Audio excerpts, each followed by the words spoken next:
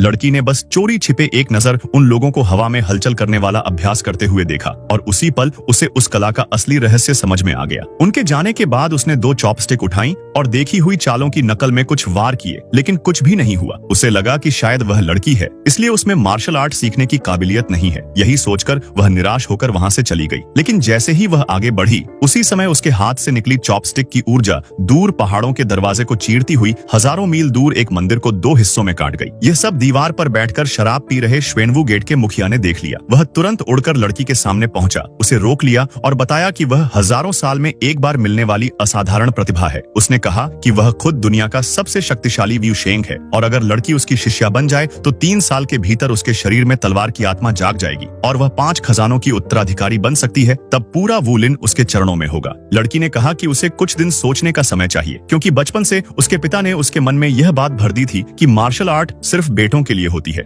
8 साल की उम्र में पिता ने वारिस की तलाश में एक लड़के को गोद ले लिया। उसके बाद से पिता उससे दूर हो गए। माँ और बचपन का दोस्त भी हर समय उसी गोद लिए बेटे के आसपास रहने लगे। जो लड़की बचपन से ही मार्शल आर्ट से प्यार करती थी, आज इतना बड़ा मौका मिलने के बाद भी दुविधा में थी। वू शेंग ने उसे एक जेड की ताबीज दी और कहा कि 3 दिन में फैसला कर ले। अगर मन बन जाए तो इसे तोड़ देना, वह खुद उसे लेने आ जाएगा। जब लड़की घर लौटी तो उसने देखा कि पिता ने कबीले का मुखिया वाला निशान गोद लिए बेटे को सौंप दिया है। साथ ही पुश्तैनी गुप्त किताब और खानदानी ड्रैगन वाली जेड ताबीज भी उसी को दे दी गई। अपनी सगी बेटी को कभी महत्व नहीं मिला, जबकि गोद लिया बेटा ही परिवार बन गया था। यह देखकर लड़की का दिल टूट गया। उसी पल उसने बड़ा फैसला लिया और वू शेंग की दी हुई जेड ताबीज को तोड़ दिया। हजारों मील दूर वू शेंग गुस्से में बड़बड़ा रहा था कि महान वू शेंग होकर भी उसे किसी को मनाना पड़ रहा है। तभी जेड ताबीज से लाल रोशनी निकली। यह देखकर वह खुशी से भर गया और तुरंत अपने बड़े शिष्य को आदेश दिया कि नए शिष्य को पूरे सम्मान के साथ लाया जाए। उधर लड़की ने 20 सालों में पहली बार अपने लिए अच्छे कपड़े खरीदे, उस घर को छोड़ दिया और अपने नए सफर पर निकल पड़ी। 3 साल बीतते बीतते वह लड़की पहाड़ चीरने और समुद्र काटने जैसी ताकत हासिल कर चुकी थी। अब वह 5 खजानों की पहली उत्तराधिकारी थी। गुरु ने उसे श्वेनमेन का सबसे ऊंचा पहचान पत्र देकर पहाड़ से नीचे भेजा।